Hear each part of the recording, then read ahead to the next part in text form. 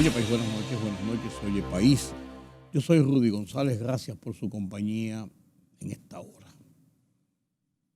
Día trágico, donde ocurrió una de esas situaciones que uno nunca se supone que debe ocurrir en nuestro país.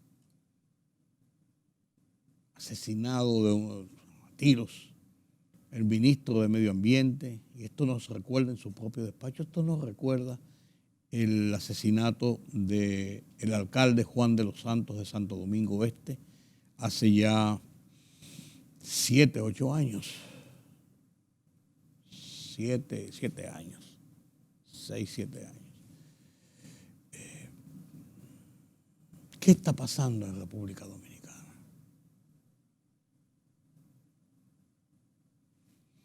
Estas acciones de violencia que estamos viviendo nos indican un estado de descomposición de nuestra sociedad. Nos conturba el alma ver acciones de esta naturaleza. Funcionario, un hombre ya de edad madura, Orlando Jorge Mera, político del PRD de muchos años, hijo del fallecido presidente Salvador Jorge Blanco, en un momento determinado, y doña Cela Mera de Jorge. Orlando Jorge Mera en un momento determinado fue presidente del PRD, es un dirigente del partido y asumió el Ministerio de Medio Ambiente hace casi 2 años con la victoria del PRM y del presidente Luis Abinader a propósito de las elecciones del 2020. Él era un dedicado al medio ambiente porque él es un ambientalista.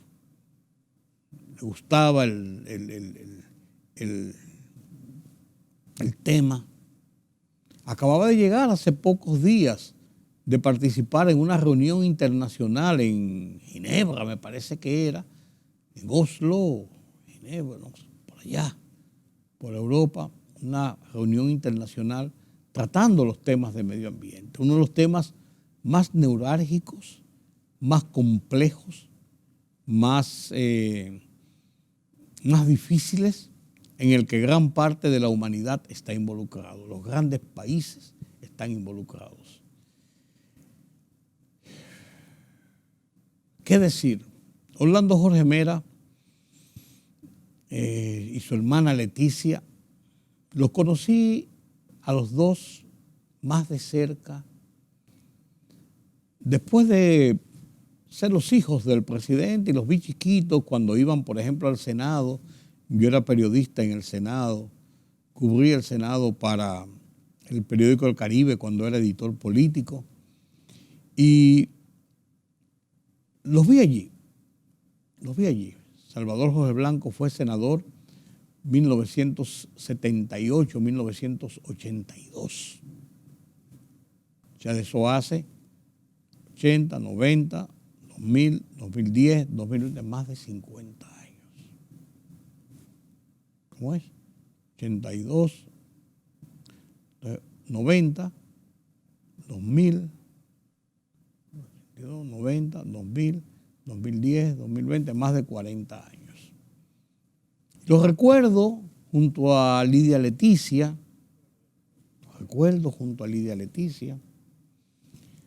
aquella noche cuando llegaron al hospital Emory de la ciudad de Atlanta junto con su padre, que salió de República Dominicana en momentos en que se le acusaba de actos de corrupción, y salió enfermo en un avión ambulancia, llegó al hospital de la Universidad de Emory en Atlanta. Yo estaba allí como periodista, había llegado ese mismo día temprano y vi cuando llegó, y después de eso recuerdo a Orlando y a Lidia Leticia en el pequeño hotelito que está ahí en la misma universidad de Emory, que es para las personas que tienen algún paciente ahí que estén en el hospital.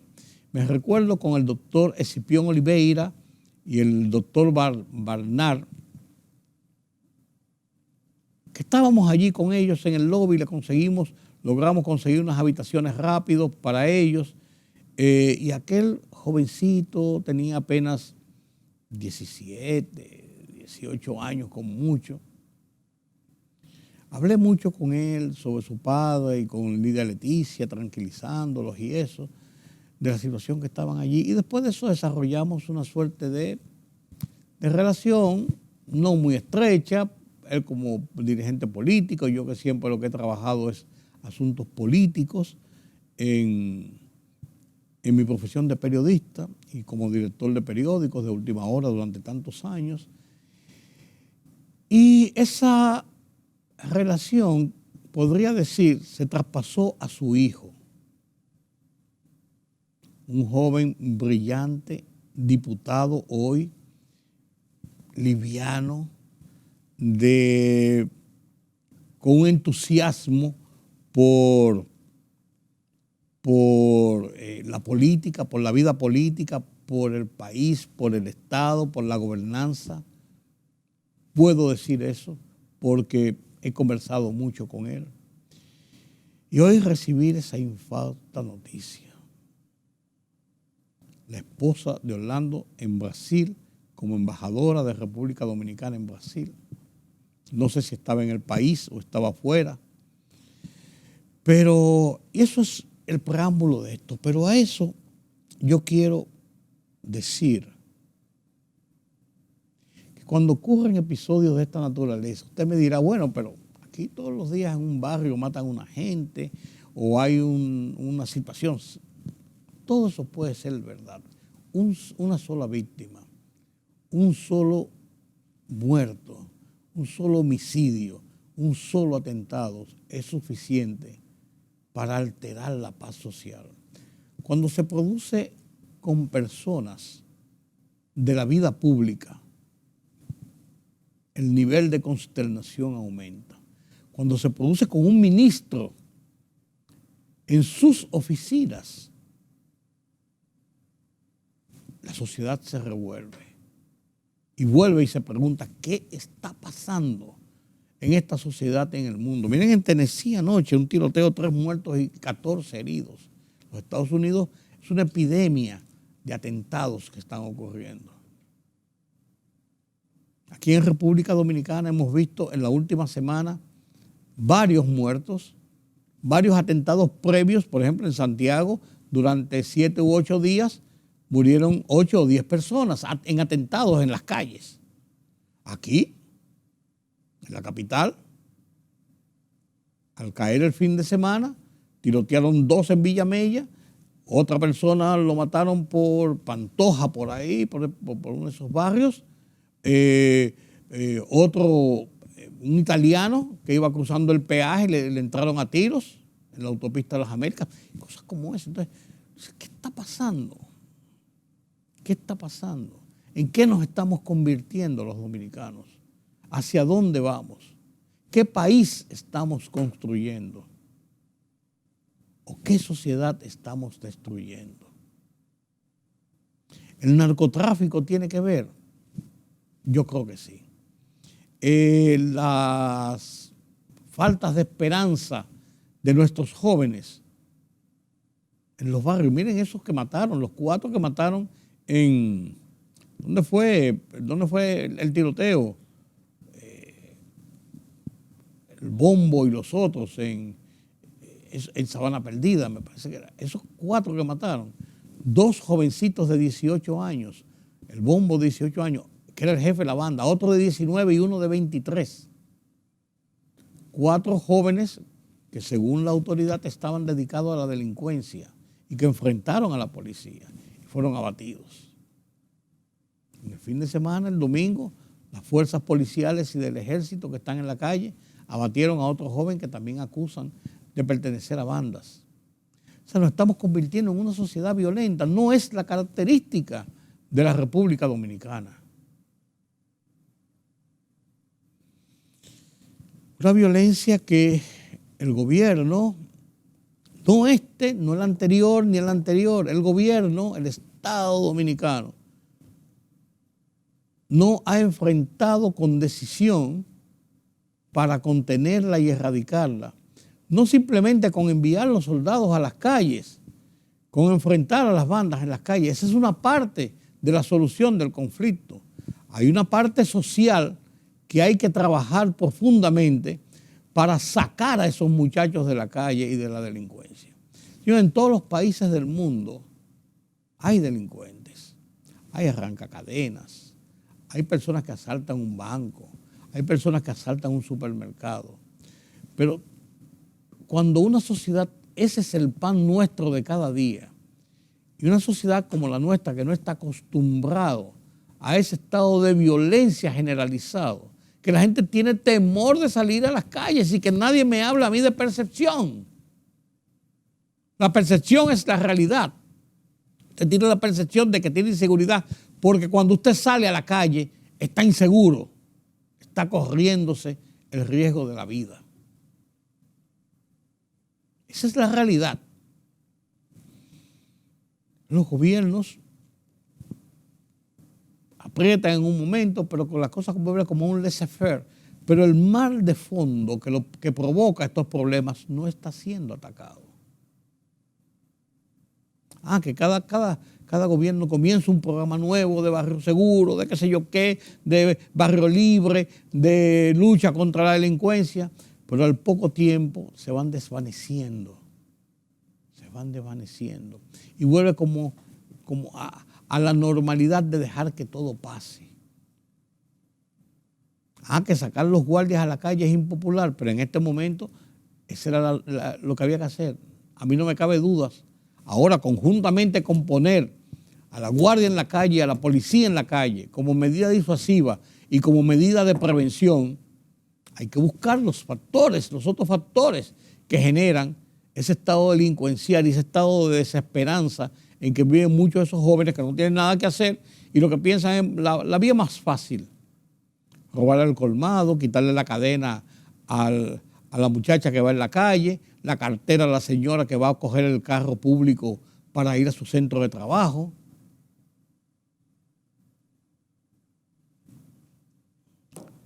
Una de las características de nosotros, incluso para el turismo, es que somos una ciudad segura, una nación segura, unos centros de atracción seguros. Pero con episodios de esta naturaleza no podemos decir a boca llena que somos una ciudad, un país, centros seguros, barrios seguros. No podemos decirlo. El hecho de que este fin de semana, desde el viernes pasado, saliera la guardia, los soldados a las calles a enfrentar la delincuencia y a decir aquí estamos nosotros apoyando a la policía para mantener el orden público, provocó muchas tensiones y muchas críticas y mucho que decir. El presidente Luis Abinader estuvo en el Cibao, en Santiago específicamente, todo el fin de semana, y este domingo emitió unas declaraciones bien fuertes sobre el tema de la seguridad. Veamos lo que dijo el presidente. Mire, yo repito lo que nosotros dijimos ayer. Nosotros tenemos una decisión firme de combatir la delincuencia en todas sus manifestaciones. Nosotros ya hemos añadido unas 1.600 personas de las Fuerzas Armadas a través del Ciutran, bajo las órdenes de la Policía Nacional, y como le dije, vamos a seguir aumentando hasta llevar, cueste lo que cueste, paz y tranquilidad en todo el país. Ahora bien, es bueno que la población sepa, porque sepan que estos hechos no son tampoco hechos aislados, para que ustedes sepan y conozcan. Del 2004 al 2020 se incautaron unas 61 toneladas de droga en el país. Y en 20 meses, en solo 20 meses, nosotros hemos incautado esa misma cantidad. Es decir, lo que se hizo, las incautaciones que se hicieron en 16 años, nosotros lo hemos hecho en 20 meses. Y evidentemente que eso está provocando una situación, porque en este gobierno no hay complicidad con la droga. Esa es la diferencia. Y eso está provocando acciones que las vamos a enfrentar donde sea y como sea. Porque aquí no va a haber, como yo dije ayer, una paz mafiosa para decirle a los delincuentes, mira, estate tranquilo y llévame las cosas mejor. No, aquí no. Aquí se va a acabar eso. Como hemos también enfrentado la corrupción administrativa. También estamos enfrentando la corrupción. Y muchos de los casos de ayer que ya están avanzando tienen que ver también con acciones de narcotráfico. Presidente. Y ya se están avanzando en las investigaciones y se van a avanzar. Y tenemos colaboración total también de organismos internacionales que nos están apoyando. Esos son coletazos por los golpes que le hemos dado y que le vamos a seguir dando y que pueden seguir pasando, vamos a estar claros. Porque es combatiéndola y combatiendo el narcotráfico como lo hemos hecho a nivel alto y ahora va también a nivel bajo. Incluso a nivel de detalles, debido a esas incautaciones, el precio de esos estupefacientes se han hasta duplicado. Y todo eso ha creado distorsión. Y lo de ayer tiene mucho que ver con eso. La mayoría de esos casos tienen que ver con temas de narcotráfico. Incluso de las acciones de ayer, solo una tuvo que ver con delincuencia, según los informes que tenemos, y las otras tienen que ver. Ahora, que sepan, también ustedes lo saben muy bien, eso es así, pero que sepan que nuestra decisión es firme, totalmente firme. Aquí no hay temor a nadie, de ninguna manera y a nadie de ninguna forma. Y lo vamos a enfrentar. Y hoy, mañana, dentro de un mes, dentro de unos meses, lo vamos a llevar a todos a la justicia. Que eso no le quepa duda a nadie. Lo seguiremos enfrentando, no importa lo que quieran hacer. Y los hechos están ahí, repito. ¿Cómo se explica que en 16 años incautaciones de unas 61 a 60 toneladas y que nosotros en 20 meses hayamos incautado la misma cantidad? ¿Quién los protegía? Ahora no hay protección. No cabe duda de que esta es la tónica. Enfrentar la delincuencia, enfrentar el narcotráfico, que lo hemos enfrentado con mucho éxito. Miren, este lunes se anunció, el domingo, lunes se anunció el decomiso de 300 kilos de cocaína en el puerto multinodal que iban rumbo a un puerto de Europa. Son decenas de kilos de cocaína que se han incautado a lo largo de este año. Esa es parte de esta realidad. El narcotráfico es violento, el narcotráfico promueve corrupción, el narcotráfico promueve violencia en las calles, violencia en el hogar, violencia a todos los niveles. Es uno de esos flagelos que no tienen nada de positivo, todo es negativo, todo es negativo. Y en esa lucha contra la delincuencia, en esa lucha contra la violencia, ese es uno de los eslabones que hay que atacar y que seguimos atacando y que debemos seguir atacando. Paz a los restos de Orlando Jorge Mera. Qué penosa experiencia nos deja este episodio de este lunes a mediodía, que consternó y ha consternado a la nación.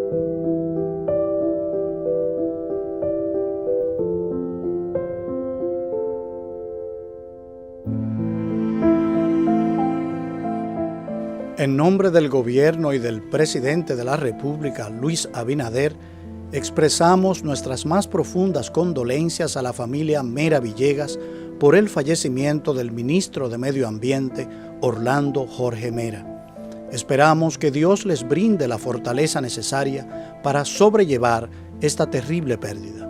El gobierno y el presidente quedan a disposición de la familia para lo que puedan necesitar. Las informaciones que manejamos hasta ahora indican que en horas de la mañana de hoy, el ministro de Medio Ambiente perdió la vida al ser atacado en su despacho con un arma de fuego. Miguel Cruz, la persona identificada como la que disparó, era un amigo personal del fallecido ministro. El responsable se encuentra bajo custodia de la Policía Nacional y el Ministerio Público. Los motivos del hecho se encuentran bajo investigación. Oportunamente seguiremos compartiendo más información.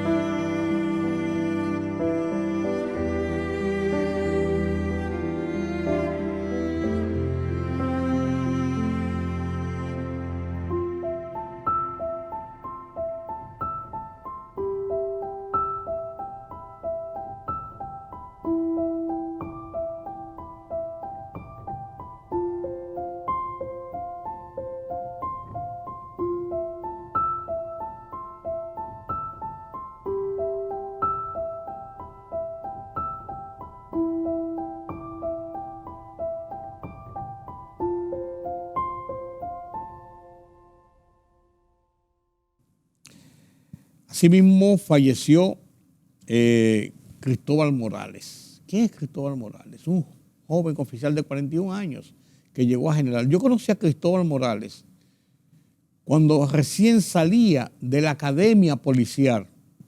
Recién salía de la academia policial a finales de los 80. Recuerdo a Ricardo Rojas León, periodista y abogado, periodista en ese momento, y yo, que era jefe de redacción y su director del Listín Diario. Viajamos con Morales, siendo teniente, a hacer unos reportajes a San Francisco de Macorís, precisamente sobre los temas del narcotráfico. Y allí hicimos una buena amistad, un muchacho joven, lleno de vida, jovial, talentoso, con una vocación de servicio impresionante. Hicimos amistad y me encontré con Morales hace como 3 semanas en una cafetería. Entré yo a tomar un café y ahí estaba él con otro oficial. Nos saludamos y hablamos, recordamos viejos tiempos, hacía tiempo que no nos veíamos y conversamos. Pues este oficial que ahora ocupaba, fue del grupo que junto con Rafael Guerrero Peralta, entonces coronel, fundamos la Dirección Nacional de Control de Drogas. Ese grupo de muchachos jóvenes que venían de la academia. Fue asistente de Guerrero Peralta incluso. Y había ocupado varias posiciones y ahora estaba como director general de recursos humanos de la policía. Venía del Cibao en su vehículo, venía solo, sufrió un accidente lamentable y falleció. Paz a los restos del general Morales. Pero también falleció un ícono de la política de República Dominicana, en el PRD toda su vida, junto con su hermano, principalmente Vicente Sánchez Baret. Murió doña Sofía Leonor Sánchez Baret. Fue diputada, fue funcionaria del gobierno en el gobierno de Jorge Blanco, una mujer de la política, dedicó toda su vida a la política, 84 años de edad, falleció en el día de hoy. En el día de ayer fue anunciado en este día lunes. Paz a los restos de Sofía Leonor Sánchez Baret. Y también falleció Santiago Arroyo, un hermano, el hermano menor de el director de Indotel, Nelson Arroyo. Falleció, se indicó, de un infarto, 39 años apenas, de un infarto. Ha sido un día de noticias funestas, que comenzando por este asesinato de Orlando Jorge Mera, hacemos este repaso. Pareciera una nota necrológica en el día de hoy, pero eso es parte de las cosas que uno ve pasar en estos días. Qué pena, el COVID sigue atacando, 652 personas nuevas infectadas, la positividad en 14.85, muy alta, y sigue atacando. No está totalmente erradicado el coronavirus en República Dominicana, pero estas son de las cosas que tenemos que enfrentar.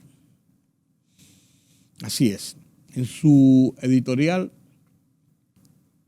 de la fecha, Miguel Franjul, en el Listín Diario, escribió un editorial interesante que se titula Cada quien que se cuide como pueda, hablando del tema de la violencia y la delincuencia en la calle. Lo comparto con ustedes a continuación.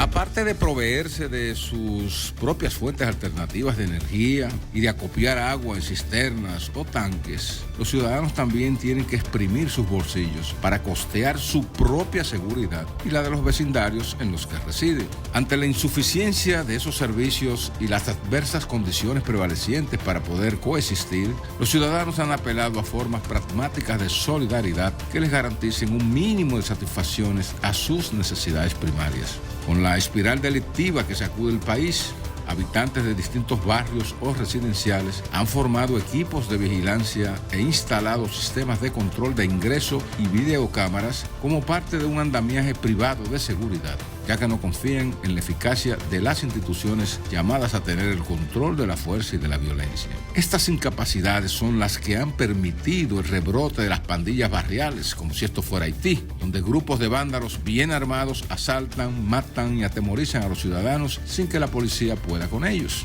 Esas pandillas operan casi con los mismos códigos de la Mara Salvatrucha y otras bandas internacionales, en gran medida oxigenadas por el narcotráfico y el crimen organizado, y viven de la extorsión, de los peajes que cobran a los comercios, de los secuestros y los contrabandos. Si se les deja que ganen cancha, en un futuro no muy lejano, tendremos un país vapuleado por sus acciones temerarias y criminales, con la agravante de que en esa ola delincuencial también se han montado haitianos ilegales, según reflejan los registros judiciales y carcelarios del país. La situación no está para contemplaciones por parte del gobierno. En circunstancias como estas, el Estado tiene que hacer sentir la descarga del martillazo de la autoridad sobre esos grupos delincuenciales antes de que se nos haga muy tarde.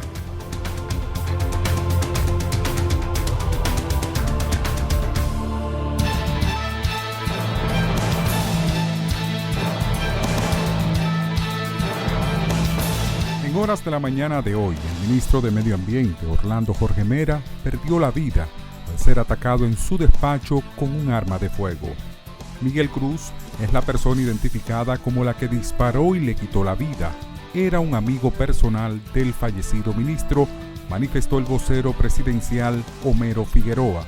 Asimismo, manifestó que en nombre del gobierno y del presidente de la República, Luis Abinader, le expresan las más profundas condolencias a la familia Mera Villegas por el fallecimiento del ministro de Medio Ambiente, Orlando Jorge Mera. Los motivos del hecho se encuentran bajo investigación y oportunamente seguiremos compartiendo información, agregó el vocero presidencial.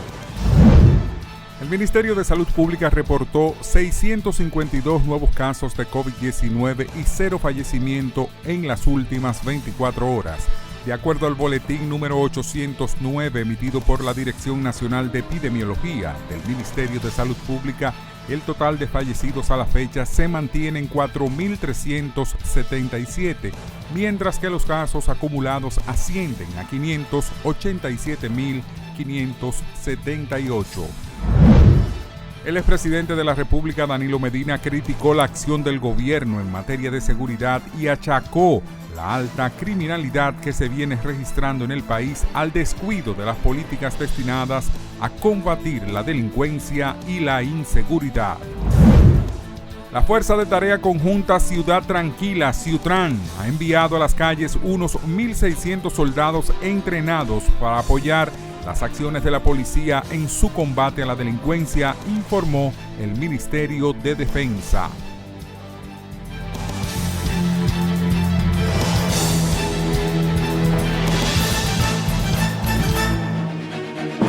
El rumbo de la tarde, plural, objetivo, democrático, la verdad siempre. Con tres verdaderos profesionales del periodismo y la comunicación, Georgie Rodríguez, Juan TH y Rudy González. Los Poderosos.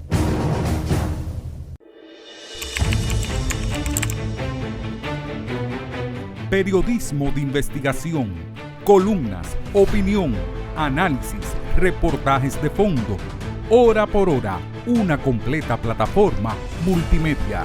Periodismo con valor. Noticias horaporhora.com.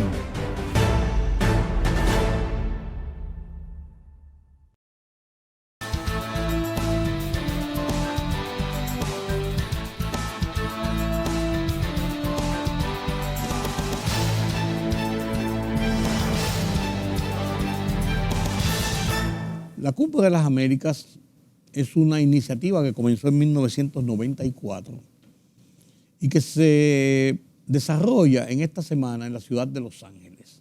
Hay una primera parte que es con un grupo de invitados especiales, especialistas en la materia, que van a tratar una serie de temas relacionados con la vida democrática. Está el medio ambiente en los temas, está la seguridad ciudadana y está la recuperación de la economía, entre otros temas. Esta cumbre, convocada por el presidente Joe Biden de los Estados Unidos, el año pasado se celebró vía Zoom por el tema de la pandemia y ahora se renueva en Los Ángeles, California. Ha habido una controversia sobre los países que deben participar. Venezuela, Nicaragua y Cuba en el continente, aunque es una cumbre de las Américas, por ser regímenes autoritarios, no necesariamente de vocación democrática, han sido excluidos de esta cumbre. Han dicho funcionarios norteamericanos que no se excluyó a nadie de la invitación, pero hay otros que dicen que no están estos ahí. Y hay varios países que han condicionado su participación en la cumbre, cuyo sumum será el jueves y el viernes con la presencia de los presidentes. Mientras tanto, van otra serie de delegados y los presidentes están allí también en reuniones bilaterales, pero la gran cumbre con los presidentes será estos 2 días principalmente. Y el presidente dominicano había estado confirmado. Hay que ver. Presidentes como el de México, Andrés Manuel López Obrador, dijo que no debía excluirse a nadie. También lo dijo Honduras en su momento, lo había dicho Chile también, que no debía excluirse a nadie. Pero estos presidentes van a participar, aunque se ha dicho que por México iría el canciller mexicano, no el presidente López Obrador. En la República Dominicana, algunas personas han sido invitados especiales, además del presidente de la República. Entre ellos está el presidente de la Fundación Justicia y Transparencia, Trajano Vidal Potentini, quien viajó este fin de semana a Los Ángeles. Y antes de viajar, dejó unas declaraciones en torno a la posición de la Fundación sobre los países que deben participar. Veamos esto que dijo Trajano Potentini. Saludos cordiales, soy Trajano Potentini desde el primer portal cívico de la República Dominicana, El Veedor Digital. Y hoy en mi calidad de presidente de la Fundación Justicia y Transparencia, quiero externar mi apoyo a la exclusión de países antidemocráticos en lo que sería pues la Cumbre de las Américas, la 9ª Cumbre de las Américas. Conocen, saben ustedes que pues estas cumbres, estos cónclaves internacionales, que se verifican bajo el abrigo, es quien se encarga, quien encarna pues lo que es la Secretaría Permanente de Organización de las Cumbres de las Américas, la Organización de los Estados Americanos, OEA, precisamente tiene como sustento que son parte, y es el reconocimiento que hay de aquellos países que de forma democrática pues han sido elegidos. Entonces por eso vamos a ver que dentro de la historia de las cumbres, cada 4 años que se celebran, 9 cumbres en total y 2 cumbres extraordinarias hasta el momento. En todas estas cumbres, la primera, por eso se dice que vuelve la sede de nuevo a los Estados Unidos, porque la primera tuvo lugar en 1994, bajo la presidencia de Bill Clinton, se dio pues en Miami, y en esa pues ya habrían excluido por su condición particular de gobierno no democrático a Cuba, que es un requisito, es una condición sine qua non para esta participación. Entonces eso es tradicional, eso no es que se le ha ocurrido a Estados Unidos. Si Estados Unidos hace lo contrario, pues estaría predicando una especie de doble moral, porque es un requerimiento, es un requisito que si hay un gobierno que no es elegido, una especie de gobierno de facto, que no es elegido de forma democrática, él mismo tendría que ser definitivamente que excluido a nivel de la invitación, como hasta del propio seno de la Organización de Estados Americanos, aunque esa mecánica parecería que está un poquitito lento, por lo que implican algunos principios de autodeterminación y otros temas en donde parecería que Organización de Estados Americanos pues prefiere no meterse mucho. Entonces, tradicionalmente hemos verificado, hemos visto cómo se van excluyendo países. Es el caso en la actualidad de esa reserva que ha hecho Estados Unidos de invitar a Nicaragua, Cuba y de igual forma también a Venezuela, porque conocen ustedes la tortuosidad, los inconvenientes, los problemas, las violaciones, no solamente al tema de derechos humanos, derechos políticos y demás, sino la permanencia en el poder, en la forma que lo han hecho, que no es democrática, y como tal se corresponde con lo que es ese discurso de los Estados Unidos y de la propia Organización de Estados Americanos. Esa es la democracia. Hay muchos países que ya se han expresado, que entienden, y también es parte de la democracia, algunos se van a reservar el derecho de asistir porque entienden que debieron haber sido invitados. Eso es permanente, ese es un foro siempre de discusión, de protesta, y reitero, es la democracia, de grupos a favor, de grupos en contra. Por ejemplo, una de las que se celebrara, la de Mar del Plata, pues estuvo ahí, y la de Canadá son, si se quiere, las que fueron de las segunda, tercera, de las primeras cumbres de las Américas, una que se da en Canadá y otra en Mar del Plata, Argentina. Si se quiere, pues es donde estuvo más presente, más álgido lo que fueron esas protestas. Todo eso es normal, y también lo vamos a ver ahora en Los Ángeles, en los Estados Unidos. Pero nosotros respaldamos, aun cuando hay muchos países que es su derecho, que no estarían participando, como lo han planteado ya, Guatemala, Bolivia, México parecería que va finalmente a asistir, pero ha tenido la reserva y ha hecho el planteamiento de que entendía que debió haber estado Cuba, Venezuela y Nicaragua. Y de igual forma, pues también la gente de CARICOM, de la comunidad del Caribe latinoamericano, estarían excluyéndose algunos que entienden que no van a participar, por lo que a su juicio pues es una transgresión, pero eso es parte de la democracia. Entonces hay muchos que no van a participar, y bien, eso es comprensible, pero en modo alguno por eso fracasaría esta actividad, este cónclave de tradición, de importancia, que ya ha tenido, señores, efecto, ya se ha celebrado en Santiago de la primera, por ejemplo, en Estados Unidos, como dije, en Miami, en Chile, en Canadá, México, Argentina, Trinidad y Tobago, Colombia, Panamá, Perú y Estados Unidos, que sería la que se corresponde ahora con los próximos días del 6 al 10 de junio. Así que nos vemos, vamos a estar participando de forma tradicional como sociedad civil en ese espacio. Hasta la próxima. La guerra en Ucrania continúa mientras en esta parte del mundo sufrimos los reflejos de la economía que nos produce esa guerra insensata de Rusia sobre Ucrania. Veamos lo que nos dicen las plataformas internacionales de lo que ha ocurrido en los últimos días y en el día de hoy en la atacada Ucrania. Veamos. La guerra en Ucrania ha tenido repercusiones en diferentes sectores a nivel mundial y la industria del turismo no es una excepción.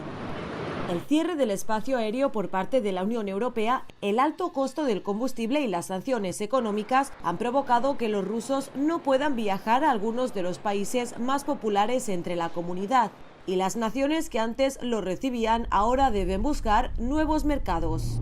Y Venezuela es precisamente uno de estos países. A través de un acuerdo entre el gobierno de Nicolás Maduro y el Kremlin, desde septiembre de 2021 empezaron a llegar turistas rusos a la isla de Margarita, algo que trabajadores del sector calificaron como una gran noticia. Empieza a llegar dinero fresco, pasajeros que atender, y ahí está todo el mundo feliz. El maletero del aeropuerto, la señora que te atiende en el restaurante, el botones del hotel.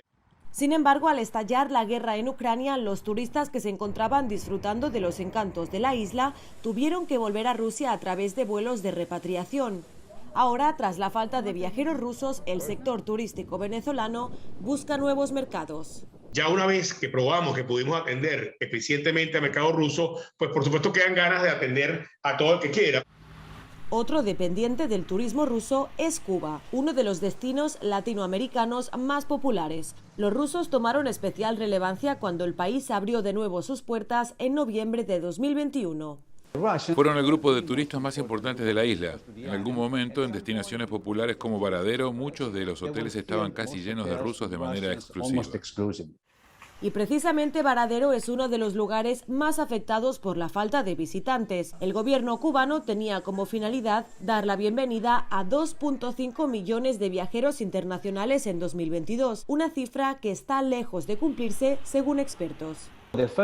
Durante los 2 primeros meses del año, Rusia ayudó a mantener un poco el ritmo de ese objetivo, pero definitivamente, después de parar el flujo de turistas rusos, sería muy difícil, si no imposible, para Cuba llegar a esta cifra. Y parece que España tampoco tendrá turistas rusos este verano. Si bien estos no eran los más numerosos, se concentraban en zonas como la Costa Dorada, en el sur de Cataluña. Antes de la pandemia éramos el destino más importante de España para el mercado ruso. Estamos intentando buscar cómo paliar ese 7% que más o menos deja el turismo ruso en Costa Dorada y Terres del Ebre, haciendo crecer un poco los demás destinos, los demás mercados.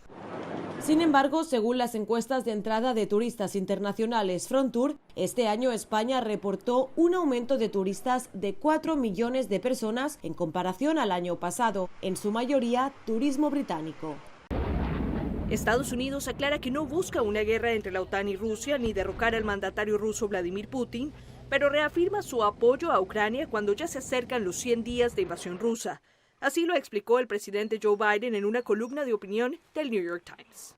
Continuaremos proporcionando a Ucrania armamento avanzado, incluidos misiles antitanque Javelin, misiles antiaéreos Stinger, potentes sistemas de artillería y cohetes de precisión, radares, vehículos aéreos no tripulados, helicópteros Mi-17 y municiones. También enviaremos miles de millones más en asistencia financiera, como autorizó el Congreso. Es una respuesta a una solicitud de Ucrania y que el canciller ruso califica de completa provocación. Tales riesgos de que terceros se involucren, por supuesto, existen.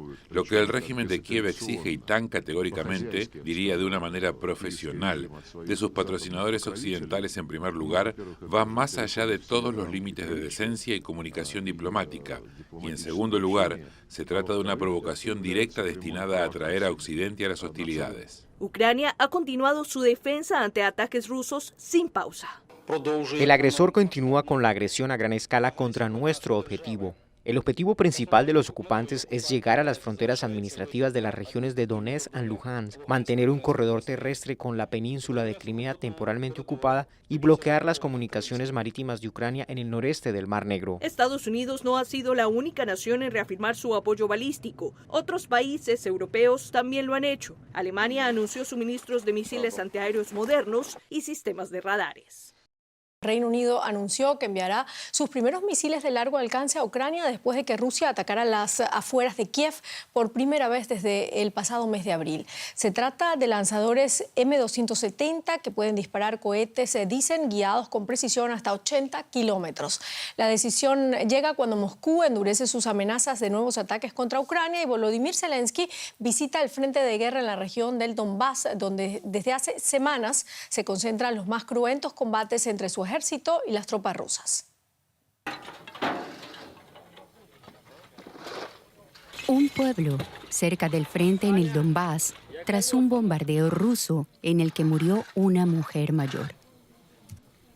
La última víctima de una guerra que dura ya más de 100 días y sigue causando sufrimiento a la población ucraniana. ¿Que cómo me siento?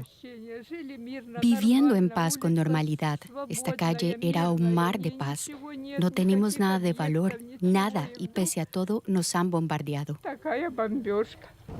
En la asediada ciudad de Severodonetsk, Ucrania afirma que hizo retroceder a las tropas rusas. Y Moscú ha confirmado que otro de sus generales ha muerto durante una visita al frente. También el presidente ucraniano Volodymyr Zelensky acudió al frente en el Donbass. Un paso arriesgado para subir la moral a los soldados que aguantan el despiadado fuego artillero ruso.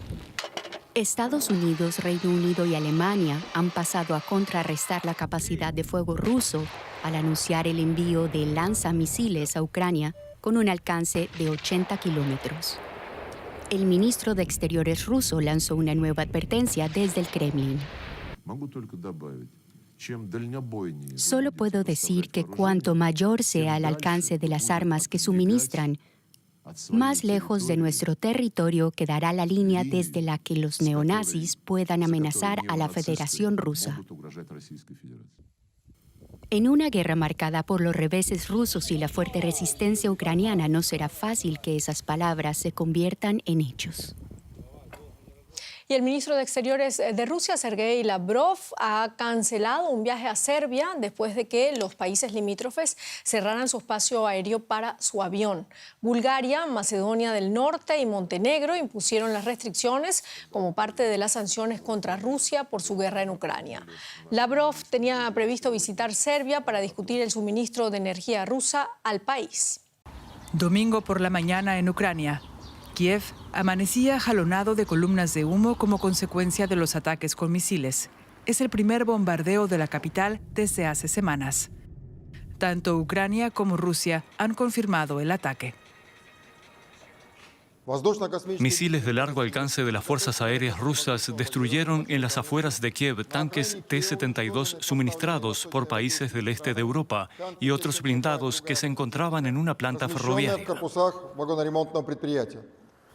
En Kiev, sin embargo, niegan que el blanco fuesen tanques y blindados ucranianos. Sí, atacaron algunos talleres, pero ¿qué es lo que había? Nada, maquinaria. ¿Qué se esperaban? ¿Equipamiento militar o algo así? Es una fábrica corriente, no militar. La capital ha estado relativamente tranquila desde que Rusia retiró sus tropas de la zona a principios de abril.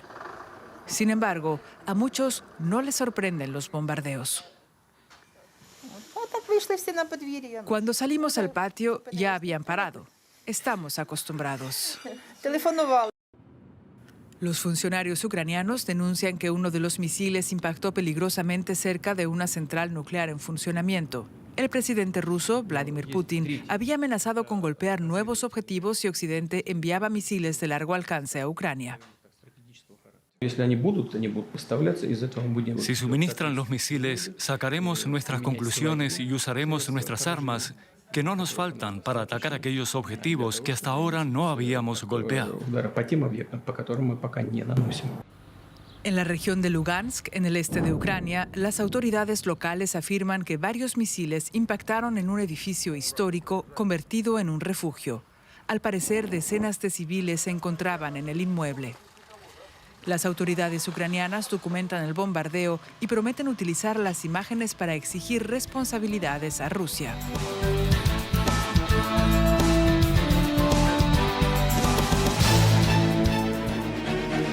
El rumbo de la tarde, plural, objetivo, democrático, la verdad siempre. Con tres verdaderos profesionales del periodismo y la comunicación, Georgie Rodríguez, Juan TH y Rudy González. Los Poderosos.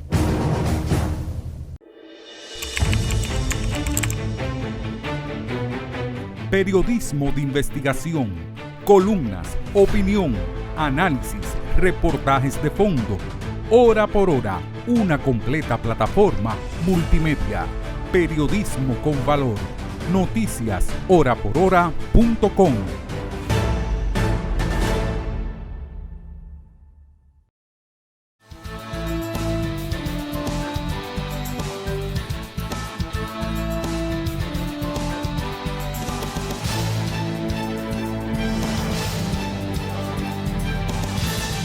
El presidente de Perú, Pedro Castillo, ha sido llamado a ser interrogado por denuncias de corrupción, mientras el presidente Iván Duque, señores, el mundo está patas arriba, Iván Duque de Colombia, se le ha dictado medida de coerción domiciliaria por 5 días. En Tennessee, otro tiroteo, varios muertos y heridos este domingo. Temas internacionales que nos presenta Pedro Vargas desde la redacción central de Oye País.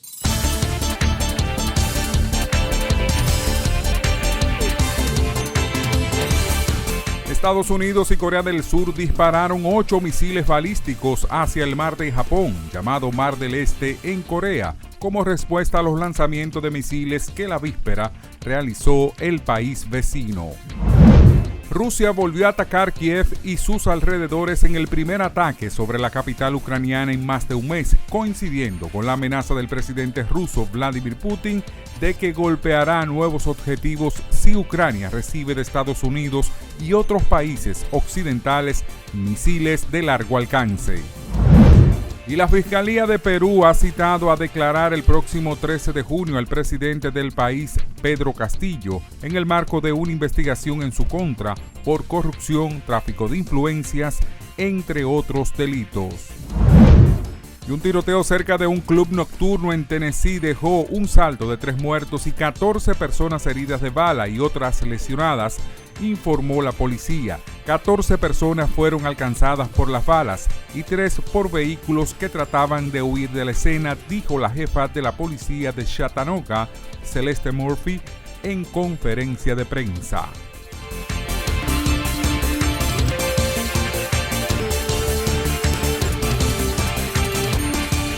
Así llegamos al final de esta emisión de Oye País. Gracias por su compañía en esta noche. Nos vemos mañana aquí en Color Visión. Seguiremos analizando los temas de actualidad nacional e internacional. Yo soy Rudy González. Pasen un feliz resto de esta noche.